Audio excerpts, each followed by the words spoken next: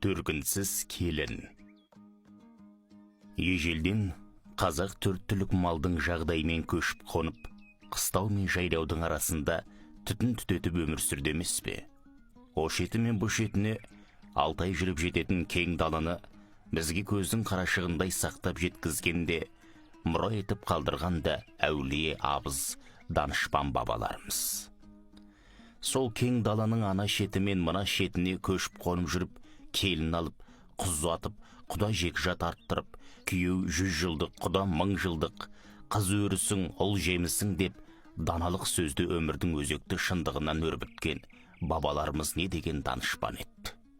Кезінде оңтүстік халқының жетімін желеп жесірін жебеп, кедей кембағалының байлауға жетсе, күрмеуге жетпей жүрген жібін ұзартуға үлес қосқан үндемес байдың жастық шағындағы биік парасаттылығының бір көрінісін көпшілікке жеткізу мақсатында қолыма қалам алдым.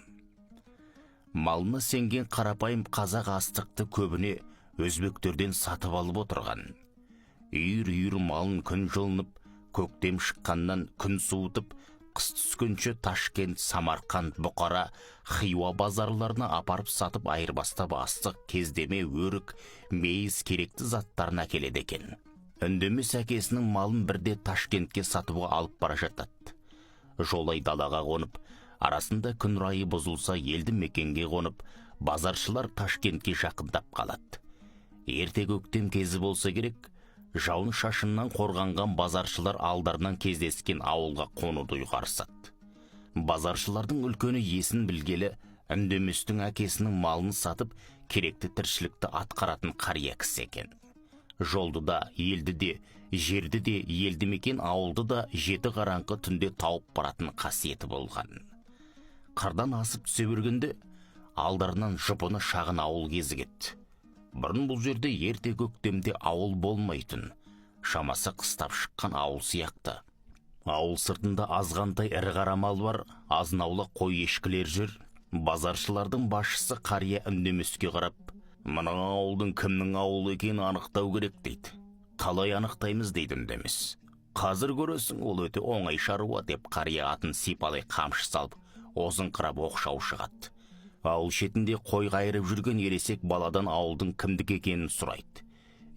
Балам, қай туғанға жатасыңдар?» дейді қария тақылдап тұрған балаға сүйсіне қарап. Қария өзінің руын айтып, баламен танысып, өзімен тең кісідей сөйлеседі.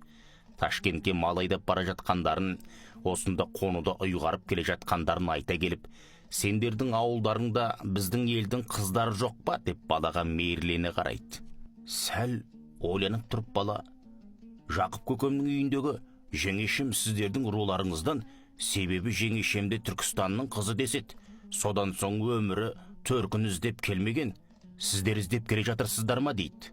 «Төркін іздеп келмеген сен қайдан білесің? Менің 2 жеңешем бар, солардың төркіндер келгенде Жақып көкемнің үйіндегі жеңешем жылапты. Оны әйелдер қазаннан ет сүзіп алып астауға салып жатқанда айтқан. Сен әйелдердің сөзін тыңдап жүрсің бе?» дейді үндемес. «Жоқ, мен тыңдайын дегем жоқ, олар ет салған астауды көтерісуге мені шақырған. Мен Жақып көкемді де, жеңешемді де жақсы көретін едім. Жеңешемді біртүрлі аяп кеттім, төркіні жоқ деген соң.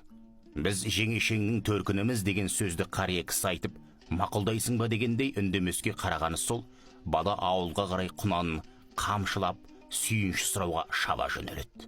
«Қабат деген ай мына бала бүлдіретін болды-ау» деп шалмен үндемес сұрауды жүзбен бір-біріне қарасып қалады. Үндемес қырдың ар жағында малды жүре жайып базарға айдап келе жатқан малшыларды осы жерде тосалық дейді қарияға. «Малшылар өздері малды тойдырып келе береді. Күн кешкіріп қалды, намазды ауылға барып оқымаса қаза болады» дейді қария. Ана шауып бара жатқан бала сүйінші сұрап, қам көңіл жанның жүрегіне қуаныш сыйлап қуантар ма екен? Жоқ болмаса жүрегім бордай езер ме екен? Баламен балаша сөйлескеніңіз ұят болды-ау дейді үндемес.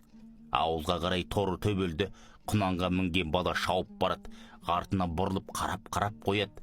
Ауылдың бір-екі иті үріп баланың алдынан шығып, біресе баланың үзеңгісіне ұмтылып, біресе алдын орай шауып, біресе қабаттаса шауып барады. Екі итпен шауып келе жатқан құнанға мінген баланы көрген ауылдың өзге иттері де шәуілдей үріп, үйлерінің маңында өзіміздің пәленше ғой дегендей қалып жатыр. Бұл көріністерді көріп келе жатқан үндеместің жүрегінде шаншудай болған бір сұрақ. Төркіні өмірі іздеп келмеген жеңешемді сіздер іздеп келе жатырсыздар ма деген сөз еді.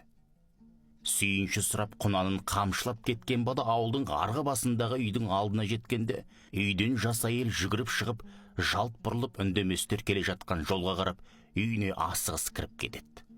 Құнанымен дүрсілдей шауып, сүйінші жеңеше, сүйінші дегенді естіп, ауылдың бала-шаға қатын қалаштары есіктерінің алдына жүгірсе шығады. Жарамды жақсат мінген кісілерге аңтарыла қарап қалған ауылдың тұрғындары есіктерінің алдында ербейіп, кейбіреуі көз сала қарап тұр. Құнанды баланың сүйінші сұраған үйіне беттеп бара жатқан қонақтарды көздерімен шығарып салған ауыл тұрғындары есіктерінің алдында әлі тұр. Кенет шеткі үйден жас әйел асығыс шығып аттылы кісілердің жақындап қалғанын көріп, сәл кібіртіктеп тұрып, базаршылардың басшысы шалға қарай адымдай жүгіріп келеді. Шалды апыл-тапыл атынан түсіп, қарағым деп жас әйелдің маңдайынан иіскеп, айналайын деп жатыр.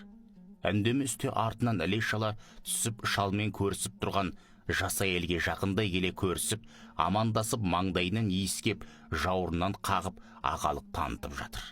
Сол екі арада үйден кемпір шал қабаттаса шығып, құдалар керіп қалған екен ғой, әй, қайсың барсың, құдаларды аттан түсіріп те алмағансыңдар ма, деп шал айғайға басып, ауылдастарының қылығына кейіс білдіруде.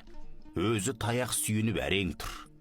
Сүйінші сұрай шапқан бала екі аттың шылбырын алып, жайғастыруға беттеді. Жұпыны ескі киіз үйге үйдің егесі шал бастап кіріп, ал құдалар төрге отырыңдар, деп елпілдеуде. Төрге жайғасқан соң үндемес үйдің ішіне барлай қарап, базаршылардың басшысы шалға іштей ренжіп отырды. Себебі сырты қандай жұпыны болса, іші де сондай жұпыны. Үй иелері қонақты күтуге қысылатын аян тіршілік. Лезде ауылдың үлкен кішілері құдаларға бірінен соң бірі келіп сәлемдесуде. Кексе кәрі әйелдер де келіп құдалармен сәлемдесіп кетіп жатыр. Біреулері сұраулы пішінде құдаларға, біреулері таңдана, біреулері қызыға, біреулері немқұрайлы селқос қарап амандасып отырып жатыр. Кейбір әйелдердің еріндері жыбырлап, кейбіреу бір-біріне сыбырлап, еріндерін сылп еткізіп, ауыздарын бірінің құлағына тақап, бірдеңелерді айтуда. Құдаларым келді деп, мәз-мейрам болып отырған кемпір шал абыржып отыр. Күйеу балаларыңыз көрші ауылға кеткен еді, келіп қалады деп сөзін аяқтамай жатып, құтыңдаған бір жігіт: